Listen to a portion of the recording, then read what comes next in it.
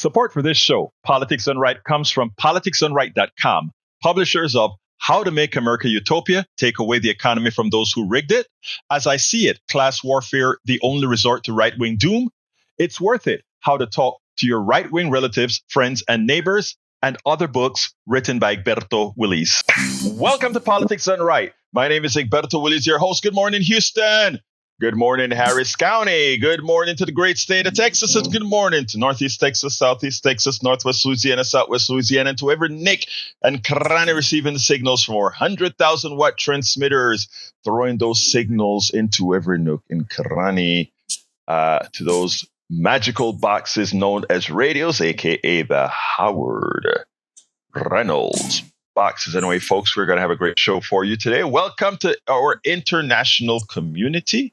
Of course, receiving our signals via the internet, formerly known as ARPANET, controlled, configured, designed with your intellect, with your money, with your tax dollars, now controlled by a few, the billionaires, which we must wrestle back to you. Anyway, folks, before we get started, let's get to the geniuses, los genios, in the studio. Good morning, my brothers. And good morning, Egberto. It is Tuesday morning at the radio, and Jack is stuck in his nook, so I'm going to have to go help him here. Oh, he's stuck in his nook. Whoa, Jack. Then he got stuck. I got stuck in the cranny earlier, but he helped me out. Then he backed up and fell into his nook. Oh, it happens. Yes, it does. I see you have a half a page of wisdom over here. Well, I don't know if it's wisdom. It's a bunch of complaints. Well, yeah. As far as that goes. Good morning, Egberto. How are you? Good morning, my brother. I'm here trying to adjust my camera, and I think I finally got it. The table was too far back. Yes. Anyway, how you doing, brother? Oh, I'm dealing with old Robin Hood in reverse, I guess. Oh, God. Yes. The GOP robs from the poor to give to the rich. GOP wants to pay for tax cuts to the wealthy donors by cutting Medicaid and SNAP benefits. One word, despicable. To target cuts to the most vulnerable people in the society is dastardly. Those women with those small children is who these well-to-do politicians want to punish. Disgusting. They all need heart transplants or maybe a 12-step program. Well, you do remember what happened to France when the elite became so elite and the poor became so poor. There was a revolution, and a few heads got cut off.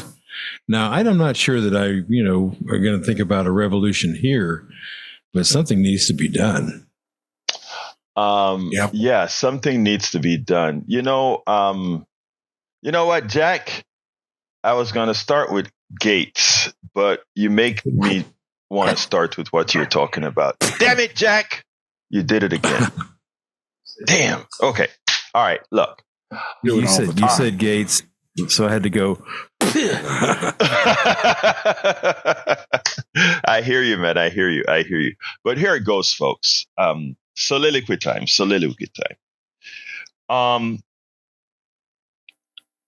The Republicans would have you believe that most Americans are slouches.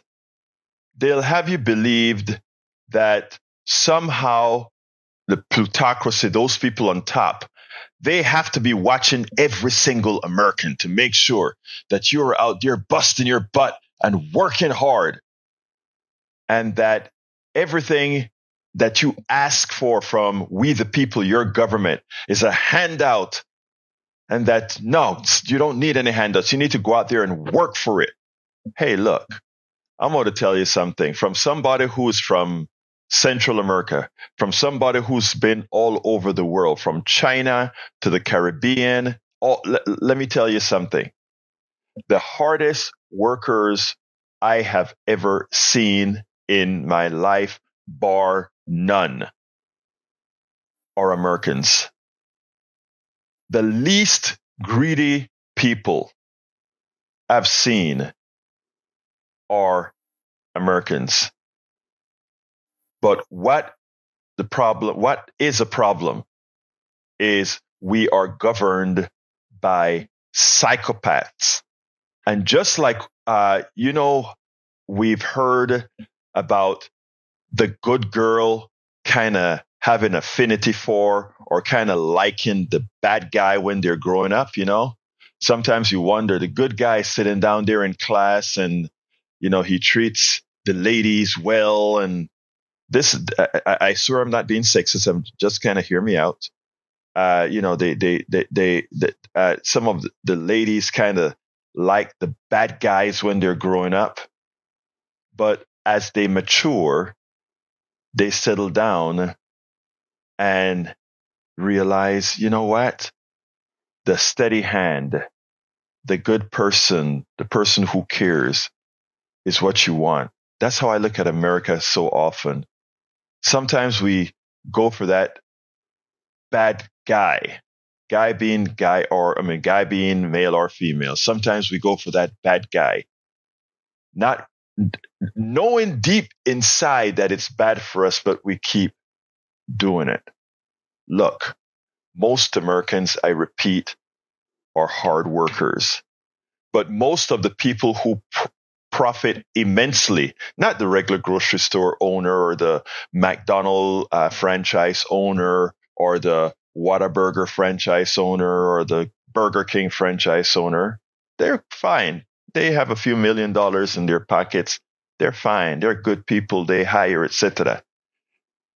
But the real parasites in our economy, the real people that take advantage of all of you outside, all of you within our country, are those psychopaths, those billionaires. And yes, most of our billionaires are psychopaths. I mean, no one person has earned $1 billion. No one person can make $1 billion. It is all what's known as excess labor. All the money they have is money denied you. But they would make you believe that they have some innate intelligence, some innate intellect that make them so good to be worth what they have.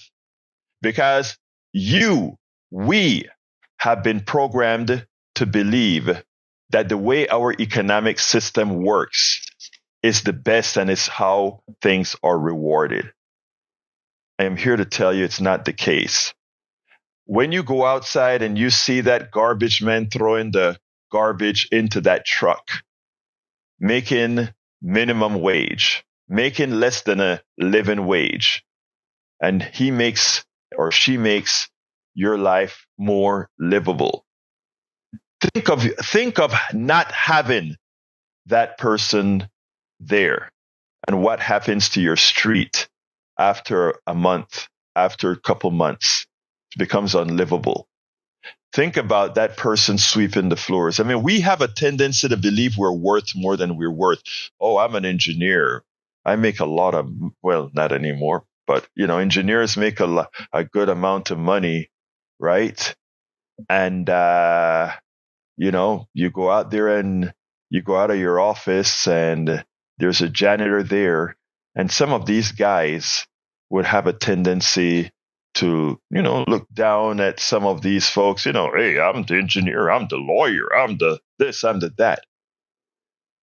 But get yourself in need of something and you realize how interdependent we are and how arbitrary what we pay, how we live really is. A teacher, the most important profession on the planet, bar none. I repeat, the teacher, the professor.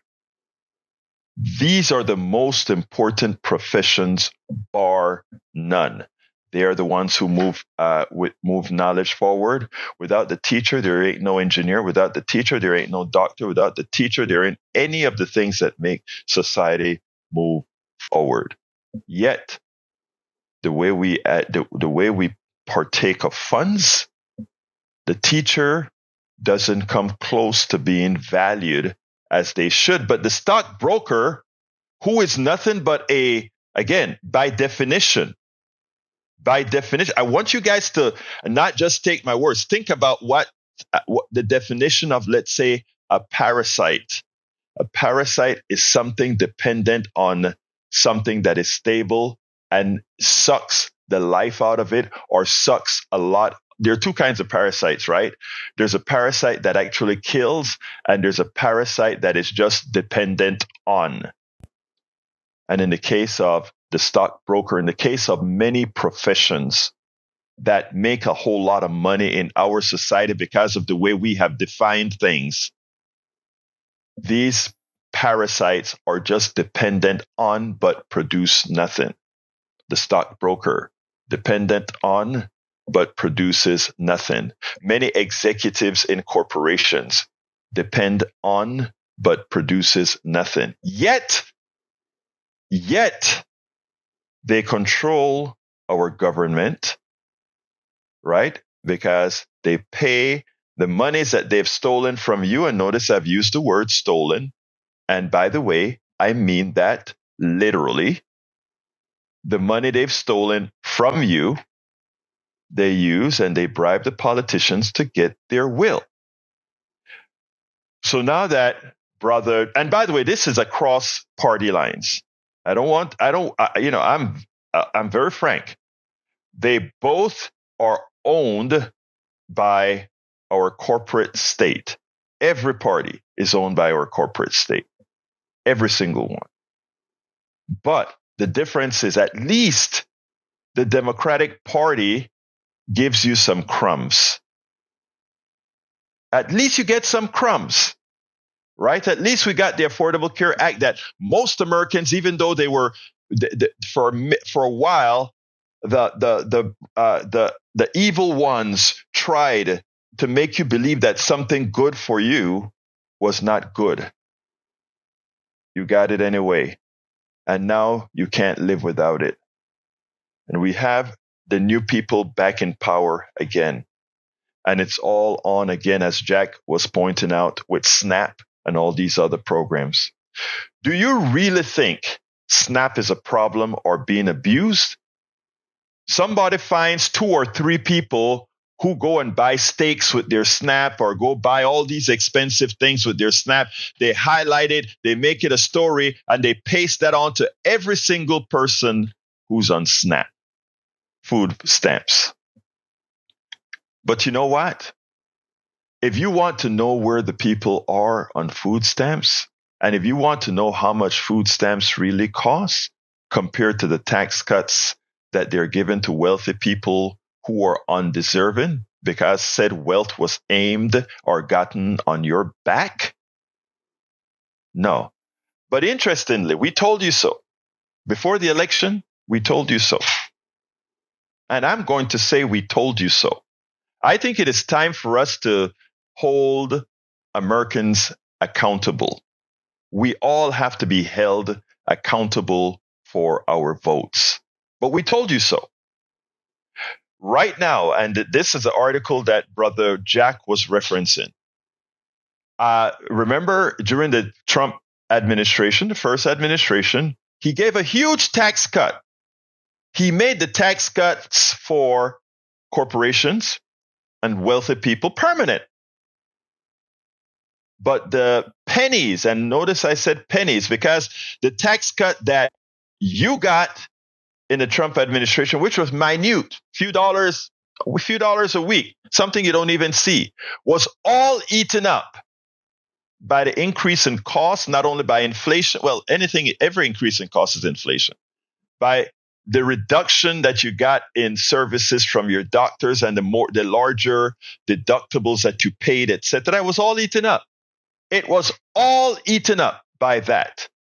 In other words, the little tax cut that you menial folks got, we menial folks got, that was all eaten up. And guess what? Whenever we say that was eaten up by the extra deductibles that you pay, the extra costs in food, etc., that was saying the following. We gave the tax cut to the wealthy. We gave a little tax cut to the middle class. We raised the prices on the middle class, and the rich people took the money right back from the middle class in the form of higher prices that ate up their tax cut and any wage gain that they got. So once again, our masters got us. And we we turn our butts and say, kick me one more time. Kick me one more time. At some time, America, we have to wise up to the game. We have to wise up to the game. They giveth and taketh away from the poor. They giveth and taketh away from the middle class. And it's only one class that makes it. You know, Dr. Theis, who, as part of the Houston Peace and Justice Center, we gave him an award, a Peacemaker Award, last weekend. And he came on to my 3:00 show, and we started talking about what's going to happen, etc. And he pointed out, we have to change the narrative. People don't like to hear that it's class warfare. But it is time for us now to acknowledge that we are, in fact, having a class warfare, and the middle class and the lower classes are losing. A bigger part of the pie continues to go to the wealthy. And this is by design. And this is by design. This is by misleading you, disinforming you, and you making the wrong choices. The choices that continues year after year to take what you have earned. To take what you have earned. It's hard to accept, but in many of the other soliloquies that I've done, I've pointed out that the techniques are well known. The techniques that the plutocracy uses, the oligarchy uses, the wealthy, the people who control our economy uses. It used all our insecurities to get it done. And in the case of the Kamala versus Trump election, they use to maximal effect gender, race, and the permanency of the patriarchy. This election had nothing to do with the economy. The economic message was simply a cover for people to be able to execute on their innate prejudices. That's the answer. All the complexities that you see on TV, the Democrats didn't come out with the right economic answer, and all these things, all of that is hogwash. None of that matters.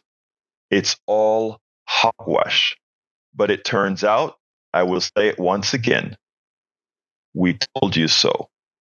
And now that we have a new president-elect, and now that the policy that he is going to effect on day one is coming to fruition, remember, that is what we elected. Now, end of that part of the soliloquy, but I do want to go on to another piece of the soliloquy. That wasn't a part of the show today, but it just rang the bell. Donald Trump says he's going to start on day one the deportation, the disruption to get people out of the country. And now California farmers are starting to get worried because California produces about 25% of all our goods. And the kind of work that's required to produce all those vegetable goods, plant goods, etc. The truth of the matter is, no matter what you pay, you can't get Americans to do that kind of work. Again, we've moved away from training people to do all kinds of works because we have exported everything and we have imported all kinds of things to solve what we've learned or taught people not to like to do anymore. And what that means, if Trump is successful in starting this deportation, look, he's going to destroy his own administration by doing this, right?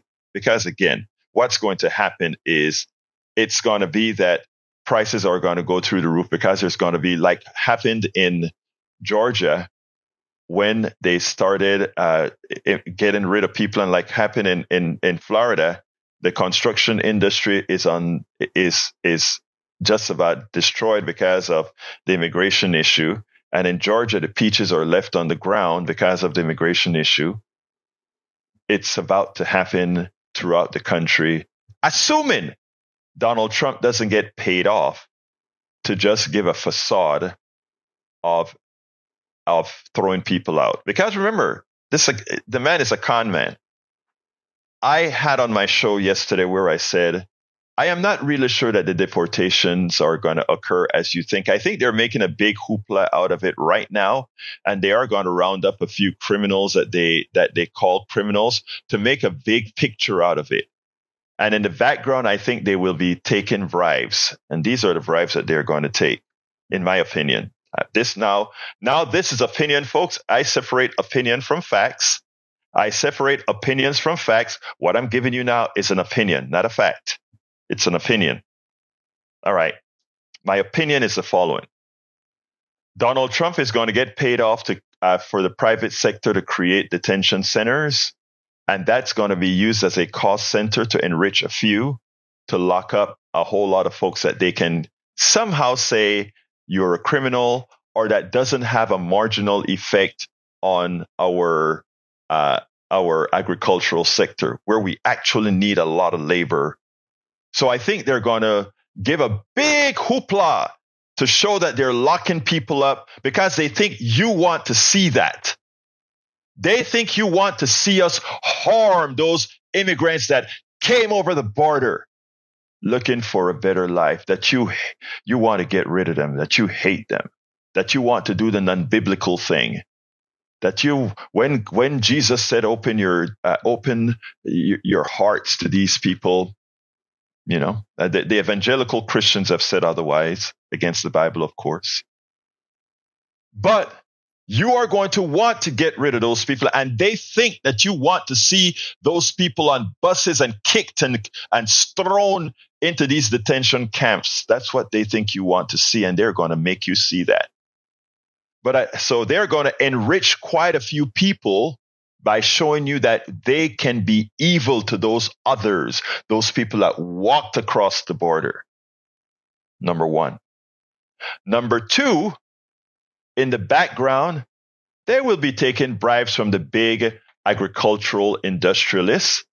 Hey, turn a blind eye, guys. Turn a blind eye. Let my people work and get the crop out. Turn a blind eye. I'll donate to your campaign. I'll donate to the RNC. I'll do all these things. Anybody doesn't think the possibility exists that this deportation machine is not about destroying the agricultural sector, because that is like hurting yourself, but to be in a position to bribe, to profit on somebody else's back. The typical thing the capitalist does. That is what again, folks, that particular part of my narrative is not fact. The first part was fact. This part is opinion. We'll see if it occurs. So, again, we told you so. We told you these are the machinations that were going to happen. And as we just showed from all reporting, it has started. His administration has not yet started, but you have to come into the administration with policy, and the policies that are out there are saying he wants to maintain the tax cuts, and he has to find the monies from somewhere, because again, the deficits and the way the financial sector is set up, he has to find the money somewhere. And that money comes from whom again? From you. All those benefits that you get, that adds up, and they have to get it from you. So my brothers and sisters in Appalachia who overwhelmingly supported Donald Trump, remember, you are the poorest part of this country. You are the ones receiving the most food stamps and other support from our government. And it is you who will be paying the price to ensure that these wealthy politicians, or these wealthy industrialists, wealthy capitalists, wealthy oligarchs, continue to get the tax cuts that they have gotten. And for all of you who said, hey, I voted for Donald Trump because he said he was going to not tax my tips. Let me remind you, if you've ever filled out your 1040 form or your 1040 easy or whatever, guess what, brothers and sisters? Your tips weren't taxed anyway. That was a promise not worth the money it was stated on. And let me tell you why your tips was never ever taxed. Your tips weren't taxed because every American citizen gets I think it's a $23,000 write-off up top, deduction up on your top line. And unless you make so much in tips that it pumps you into the $60,000 to $70,000 category of income, you didn't pay taxes on your tips anyway. So it was a promise that sounded good, but here's where the promise makes sense.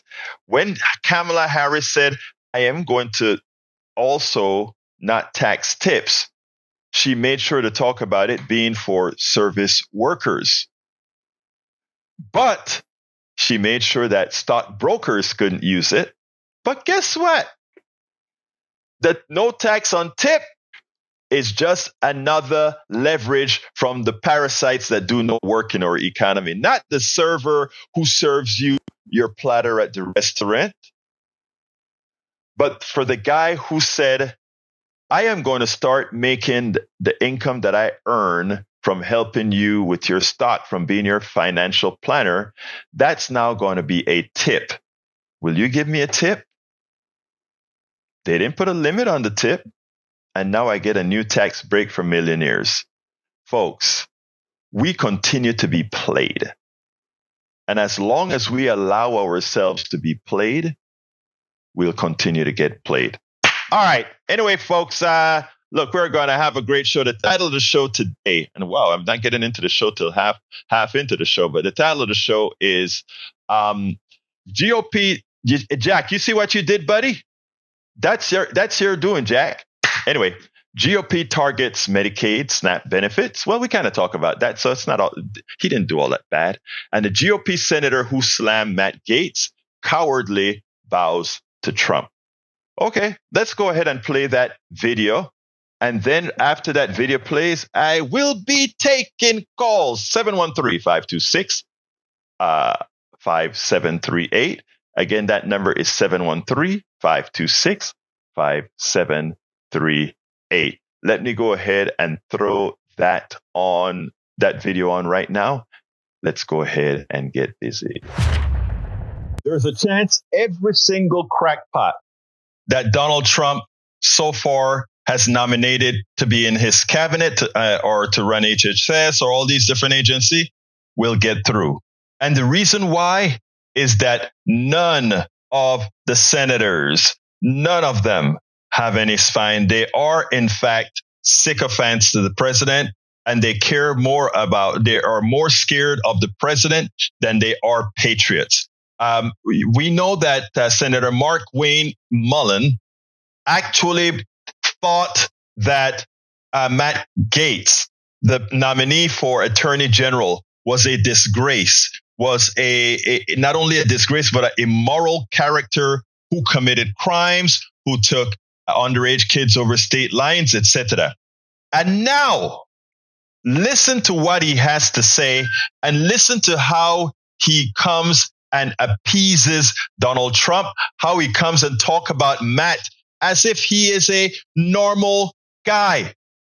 This is the problem with what we're seeing today. This is a problem why Donald Trump is likely to get all his nominees through. And let me tell you, earlier on, I did a piece about maybe the Electoral College could be right, given that the Electoral College, a dead clock can be wrong twice, a 12-hour dead clock can be right twice a day.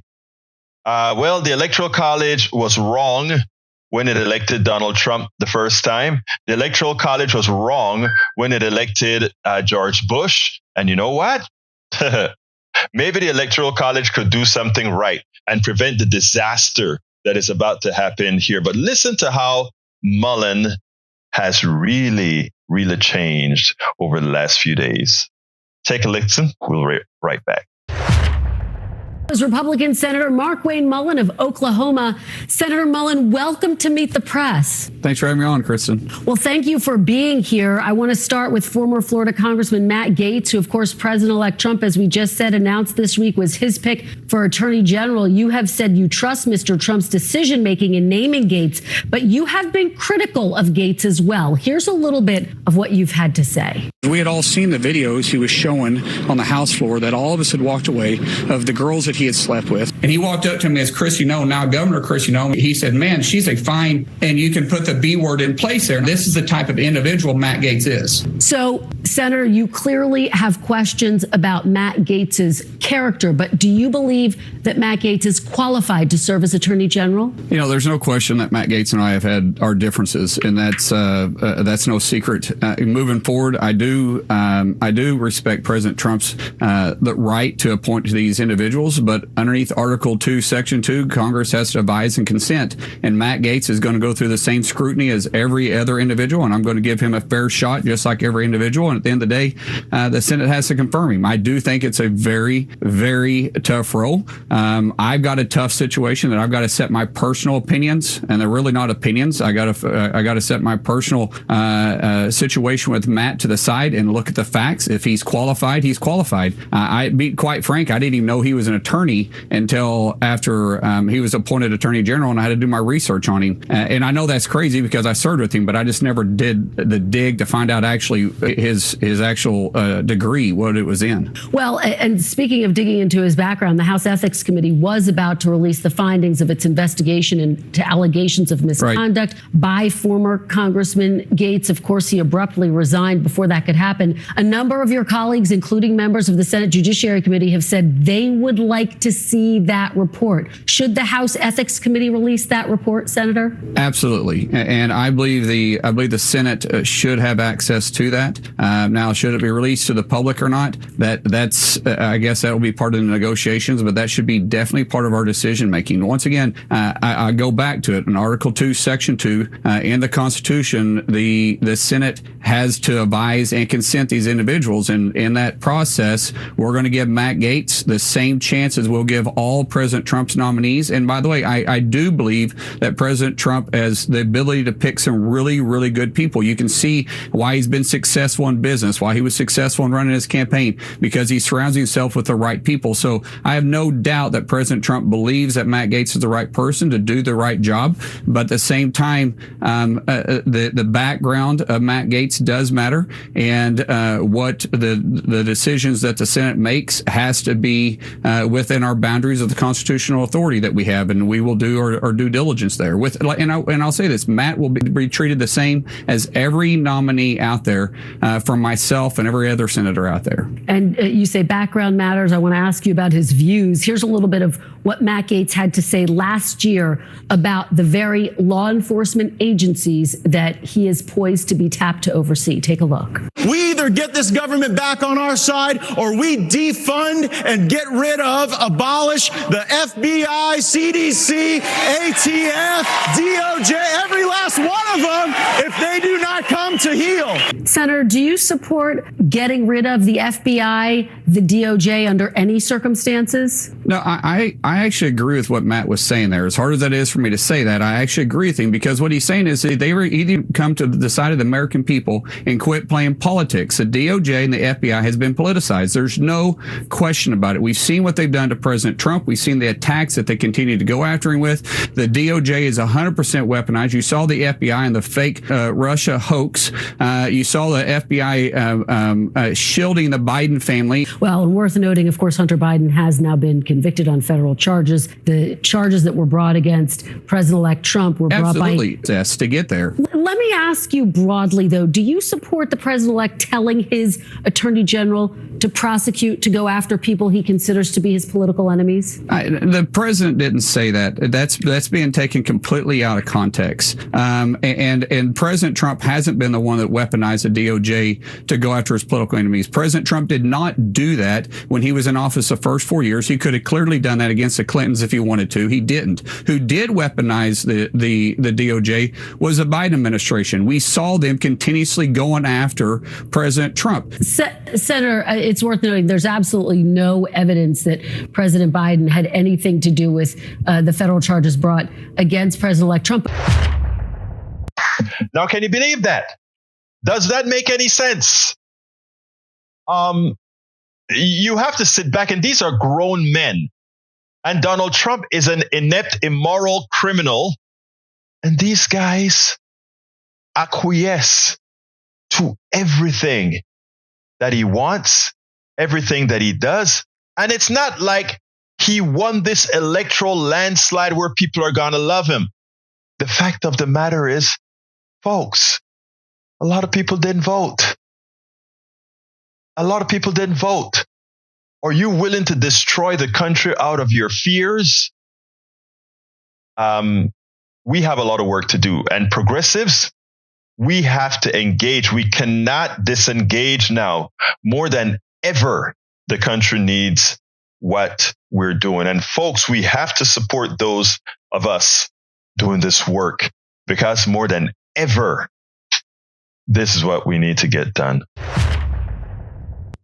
And you know what is interesting? What is interesting is this guy had the nerve to say, I can see why Donald Trump is a successful businessman.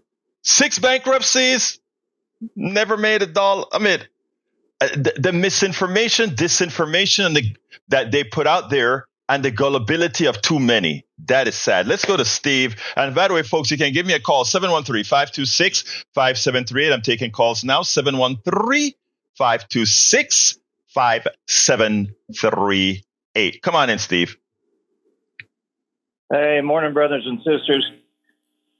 Good morning, my brother. Morning. Where is sober America? So I voted for Trump just because I was drunk. Okay. I was drunk on being a separatist. I was drunk on propaganda. I was drunk on misogyny. And I know in a couple of years the hangover is coming. So that's I think our country is like perfectly situated right now as a soup for our strings to be pulled, for us all to be puppets. We're 75 million one way and 74 million another way. So, why not keep the Americans drunk and misinformed, right? I mean, look, the thing about it, Steve, is a lot of this is by choice, right? And the reason we do it by choice is we allow them to play on our prejudices, right? I mean, I don't know, people want to make this election more complicated than it really is, right? We are still a country with a high percentage of prejudice, all right? And prejudice is a stupid thing, all right? It's a silly thing, but it's still a functional thing. And one of my best phrases is when we unite Appalachia, the ghettos, and the barrios, stereotypical as it is. The reason I preach that message all of the times is if we can get rid of those prejudices, those separations, then they can't pit us against each other to get the outcomes that they want that screws us all. Okay? And that is where, and that is what we have to fight. That is where we have to really unite. And it's, we get there and then we blow it. We start to get there and then we blow it. And we blow it because we have a lot of charlatanes out there that continue to promote that message. And then there are things that happen that expand on that message. We look at the immigration problem and we turn that immigration problem into a fear. And what is the thing that the carnality caused? What do humans do when they get scared? They react and they do irrational things. That is what we have to get away from. Get rid of the fear, start the unity, and then we'll get the policies that we want. Anything else, Steve, you want to say? Oh, yeah. I mean, that would be beautiful. But, Egberto, it might take decades and decades for that, because you have to re-educate out of a culture of being drunk. You came to America back in the 60s and 70s. It was our culture to be out there and love and unite, but also be drunk. So, I came here in like 1980, and let me tell you, when I came here at near the end of what I would call a successful progressive movement. In other words, we had started to we really started to get educated. I mean, think about it. We started to look at people for people. A lot of things that we used to do, we stopped, right? And then when the 80s came and we got Reagan, we got a way of not thinking logically. We started to think logically back in the 60s and 70s, right? And things started to improve. And then we fell right back to, let's do the easy thing. It's easy not to think critically. It's easy not to do a lot of these things. And we fell back on that. But anyway, Steve, thank you so kindly for your call, my brother. Lots of love. Have a good one. You too, my brother. All right, let's go to Brian. Come on in, Brian. Yeah, good morning. Good morning. How is everyone? Oh, we're doing fine, sir. Talk to me. Okay, why does the left wing continually repeat the same lies about Trump? I don't know what you're talking about, but maybe you want to enlighten me. Okay, he said that he killed millions of Americans due to his bad COVID policy, right? I didn't say, no. Whoa. 1-point-something million Americans died. Yeah. Okay. 1-point-something million died, yes. Okay, and it was due to his bad policies, correct? Absolute, no doubt whatsoever. Okay, how many hours did it take for him to shut down international travel between China and the United States when he found out that the origin of the cause was Wuhan, China? How many hours did that take?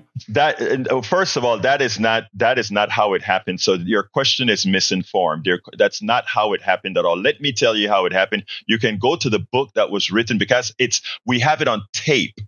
We have on tape what Donald Trump did with regards to COVID. We have his recordings of his talk with I forgot the name of the reporter. So you're off base already. The fact of the matter is, he wanted to throw it under the towel. He knew it was bad, and he held off and held off and held off. We have his voice on tape. Completely incorrect. Completely incorrect. It was 4 hours. He shut down international travel. The very next day, Nancy Pelosi came out and had a hot pot lunch in Chinatown and called Trump a xenophobe. Okay, Brian, I'm not going to let you come on here and simply talk. Like I said, Brian, hold on. Like I said, it's on tape. I'm not going to let you come here and gaslight when we actually have tape of Donald Trump and how long he held back after. Again, we have him on tape with his interview, and I'm not going to let you gaslight. So we'll talk another time when you're ready to listen to facts. We'll talk another time. Patrick, come on in. Well, I had a few things to talk about, but I'll address Brian first. Progressive president or a president that really gave a crap about anybody would have initially, when it hit New York and it hit, I think it was Washington, would have closed those states down right away. But the economy was more important. And then because the economy was more important, he couldn't be honest with people. We had a pandemic that killed about 3% of the people it infected, which actually was could have been considered a good thing if it was handled properly, because it would have been a dry run for one that's coming that might take 20 or 30% of people. But instead, we decided to act like children and pretend that nothing was happening and that we could treat ourselves with bleach and that we didn't need to listen to CDC and the World Health Organization, and we endangered the entire world, Brian. Not just us, the entire world. We fared worse than any other developed country with COVID. How do you explain that if you don't include leadership in the explanation? You couldn't be more far gone and more wrong. I don't understand how your mind works. But on to Matt Gaetz. Matt Gaetz, because we can look back, he became a proponent for marijuana. And when a Republican becomes a proponent for marijuana, I get suspicious. And I looked over his legislation, and he intentionally crafted legislation that would only qualify his family members. A nursery that was working open for 70 consecutive years or something was written into the law. That meant only his family members would have qualified for growing marijuana. So he was actually trying to go mafia style and corner a illicit drug in a market. Next, it is all. Hold on, Patrick. It is all hypocritical. Even I don't remember. Remember former speaker, but Baines. What's his name? Former, that the one that always cries. That former speaker. He's now on the board of a marijuana company. It's all whenever they can make money, their morals change. But continue, sir. I was going to touch on the immigration. I was managing restaurants during the right after 9/11, and they quote unquote tried to get serious about immigration, and it fell apart right away. I had employers telling me, "Hey, take any ID that'll work. Don't even worry about whether the gender matches or anything." And then a lot of human rights organizations got together and they started videotaping places like meat processing places, and they would have it was perpetual hiring and firing. They would have people taken off in a bus, and there would be 40 or 50 people waiting to get hired. They did that for a year, and they all that accomplished was it harassed and drove people. It did nothing but harass people. It did nothing for the economy, and it wasted our tax money. It's inhumane. It's inhumane. To put it bluntly, it's inhumane. The truth of the matter is, these people are an integral part of the economy, not because actually, guess what? The economy needs them. The economy needs them more than, I always said, wait. I don't think it, when I have my second thoughts, I don't think it's going to happen. I think what's going to happen is the reason why they're putting so much emphasis on day one, we're going to start throwing people out, is to lay the foundation when nothing happens, right? We're going to make a big deal out of showing those MAGA we're really sticking it to those darn illegal immigrants. We're sticking it to them, and they're going to make a big issue up front about it before it attenuates during growing season, when the farmers need all the labor, where the restaurants need all the labor, when mom and pop in suburban America need somebody to take care of their kids. Because I live in Kingwood right now, and half the folks that are getting their kids taken care of, etc., are, guess what? Undocumented workers, that they don't pay the salaries that would have had to be paid to the high school students if they were one doing the work. So it is a joke, and I tell you, it is a joke that we're all going to reckon with there. I mean, Patrick. Yeah, we've got a 500,000 deficit. Housing, apparently in the United States, and 75% of our construction force is undocumented.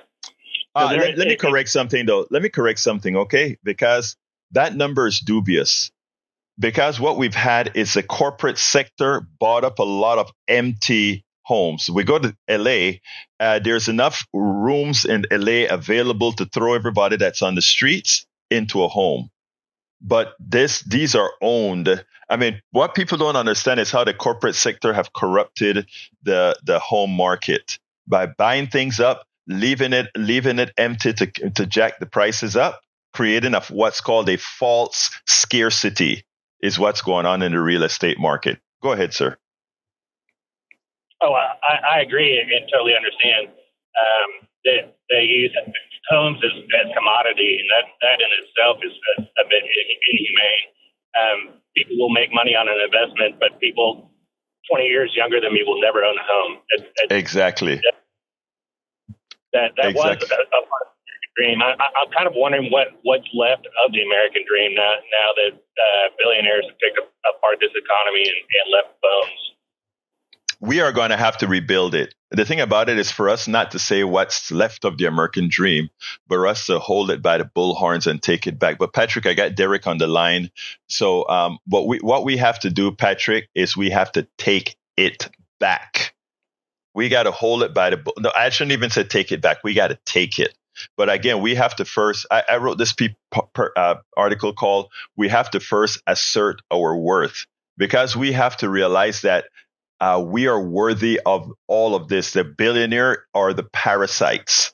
When we learn to accept the truth that we are the ones who work in this society and the billionaire class are the ones that are the parasites on our labor, then we'll get somewhere. Thank you very much, Patrick.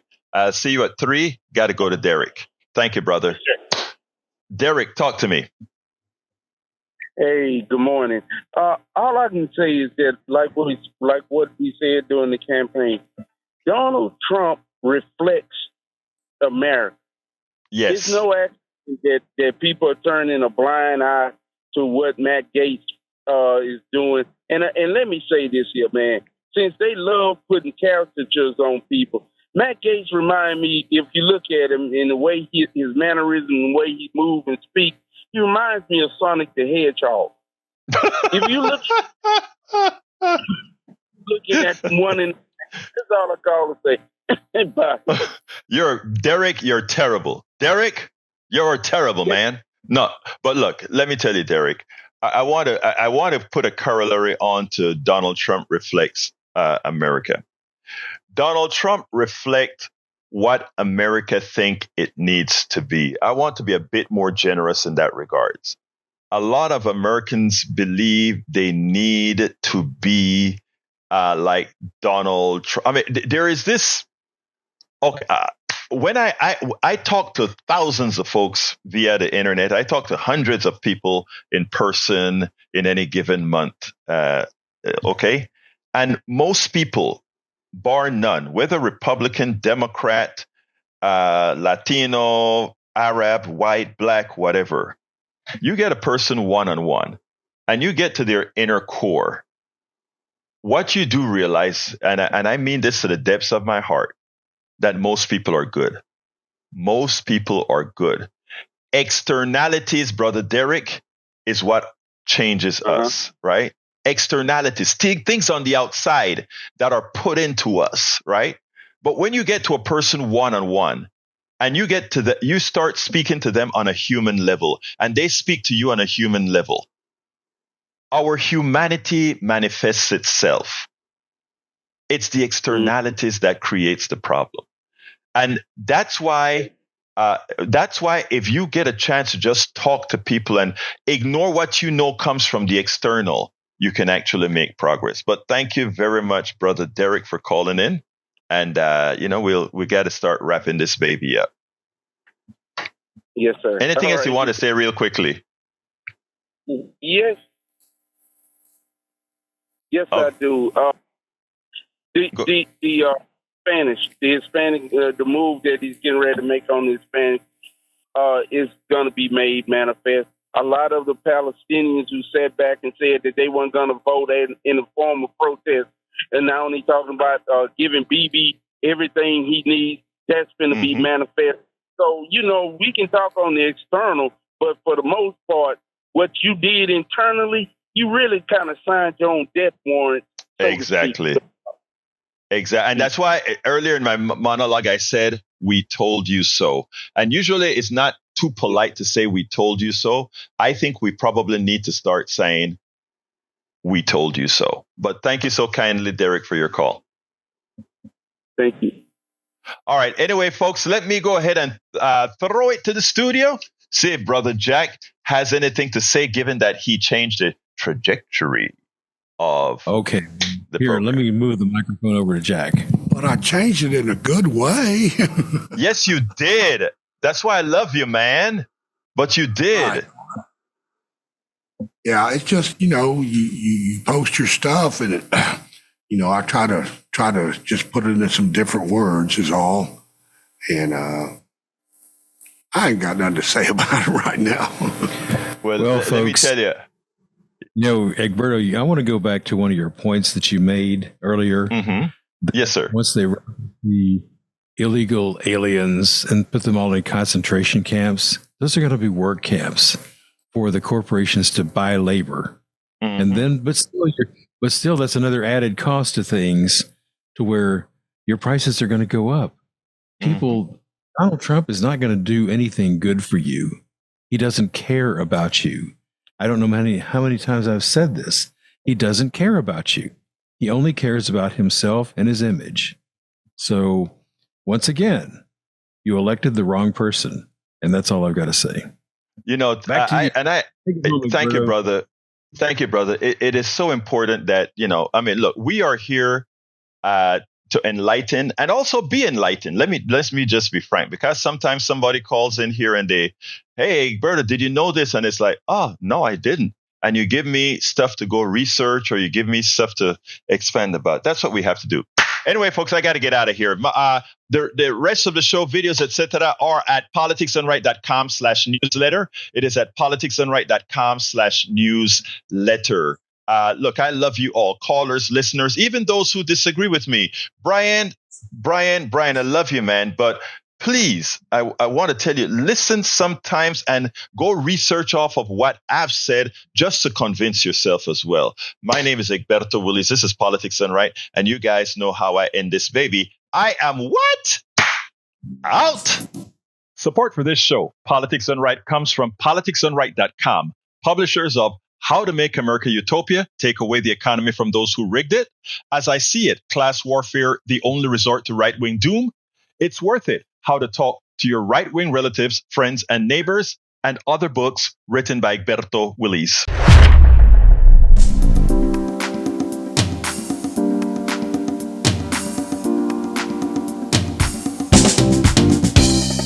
Welcome to Politics Done Right.